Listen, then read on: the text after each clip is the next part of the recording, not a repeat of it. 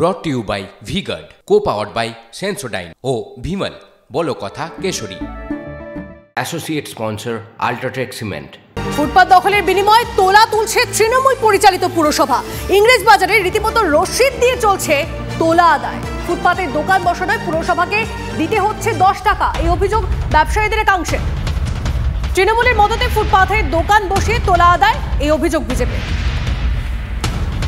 মিউনিসিপ্যালিটিতে আপনাকে কি এখানে বসার জন্য অনুমতি দিয়েছে? মানে ওর জন্য কি নেয় আপনার কাছ থেকে? 10 টাকা তোলা নাই। হ্যাঁ, তোলা নাই, 10 টাকা করে তোলা। কত টাকা করে? 10 টাকা করে তোলা দেন। হ্যাঁ, কাকে? মিউনিসিপ্যালিটিতে, ইংরেজ বাজার পুরসভা।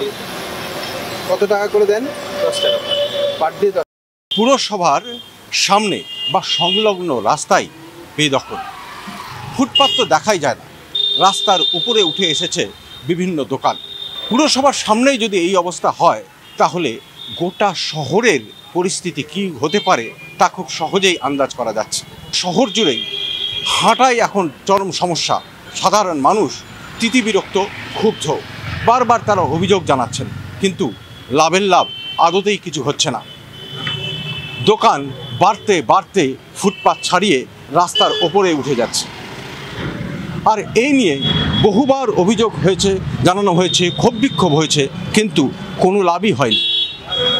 এবার মুখ্যমন্ত্রীর ক্ষোভের পর পুরসভা কর্তৃপক্ষ কি করে, কি দ্রুত পদক্ষেপ নেয়, এখন সেটাই দেখার। মালদা থেকে ক্যামেরায় মুজিবর শেখের সঙ্গে সুব্রত, TV9 বাংলা।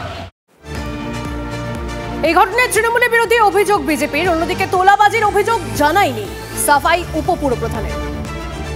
খাবার দোকান, কোথাও ফুটপাতের উপর হকাররা বসে আছে, এদের বেশিরভাগটাই তৃণমূলের মদতেই হচ্ছে, এবং তৃণমূল যারা মিটিং মিছিলে আসে তারাই এগুলো দখলদারি করে বসে আছে। যারা ফুটপাতে ব্যবসা করছেন তারা ব্যবসা করার জন্য যতটুকু জায়গা দরকার সেইগুলো তো রেখে বাকি অংশটুকু ছেড়ে দিয়ে পথচারীদের যাতায়াতের ব্যবস্থা করে দেওয়ার জন্য, এবং তারা আশা করব তারা সেই আমাদের সেই মাইকিংয়ে সাড়া দেবেন। ভরাট হওয়া পুকুর, তাকে আগের চেহারায় ফেরাতে নোটিশ বারাসত পুরসভার। বারাসতের কাজীপাড়ায় নন্দগড়ের পুকুর ভরাটের অভিযোগ 7.5 বিঘার পুকুর বুঝিয়েছেন তার মালিকই। পুকুর ভরাট বন্ধ করতে আগেই নির্দেশ দেন বিএলআরওর নোটিশকে চ্যালেঞ্জ করে হাইকোর্টে মামলা করেন মালিকের দাবি বিএলআরওকে হস্তক্ষেপ না করতে নির্দেশ দেয় আদালত। পুকুর ভরাটের বিরুদ্ধে আন্দোলনে নামেন এলাকার লোকজন। আন্দোলনের জেরে পুকুরকে আগের চেহারায় ফেরাতে নোটিশ পুরসভার। বেশি দিন আগের কথা নয়, কিছুদিন আগেও যেখানে দাঁড়িয়ে আছি সেখানে 1.5 মানুষ জল, অর্থাৎ এই যে পুকুর ভরাট হয়ে যাওয়ার পর যে জায়গা হয়েছে সেখানে দাঁড়ানো যাচ্ছে, কিন্তু এখানে 1.5 মানুষ জল ছিল। এইখানে প্রায় 6-7 ফুট জল ছিল, এইটা ভর্তি করা হয়েছে এবং তার উপরেই দাঁড়িয়ে আছে। আমাদের দাবি হচ্ছে পুকুর যে অবস্থায় ছিল সেই অবস্থায় জলাশয়টাকে ফেরত দিতে হবে। পুকুর থাকলে সবার কাজে লাগতো, ভালো হতো। এখন দেখছি সব বোঝা হয়ে গিয়েছে, কেউ কিছু বলছে না।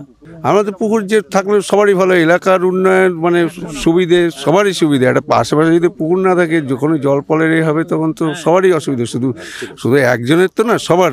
আমরা চাইছি যে পৌরসভা যদি আবার পুকুর হিসেবে ট্রিট করে, পুকুর হিসেবে রেস্টোর করে দেয়, সেটা আমরা চাই, সেটা করুক। আমরা সেই আন্দোলনটা করতে চাইছি। পুকুরের ব্যাপার নেই এখানে। ডাঙ্গা ইটখোলা ছিল, ডাঙ্গা ইটখোলা আমার নেচার, ডাঙ্গা ইটখোলা এখনও আছে। আমার ডাঙ্গা ইটখোলা জায়গা, আমি কেন ওটা পুকুর করবো? আমার তো পুকুর না, আমার এটা। কোর্টের নির্দেশ মতো আমরা যা এফিডেভিট ফাইল করা আমরা দিয়েছি, এবং কোর্টের যে আগামী দিনে আদেশ হবে সেই অনুযায়ী আমরা কার্যকরী করার চেষ্টা করব। আইনজ্ঞ পরামর্শ নিচ্ছি বিষয়টা দেখার জন্য। আমরা চাই না জলাশয় ভরাট হোক, এবং সমস্ত জায়গায় যারা যেখানে জলাশয় ভরাট হয়েছে আমরা আজকে মিটিংয়ের সিদ্ধান্ত নিয়েছি, দরকার হলে আমরা খুঁড়ে মাটি তুলে দেবো।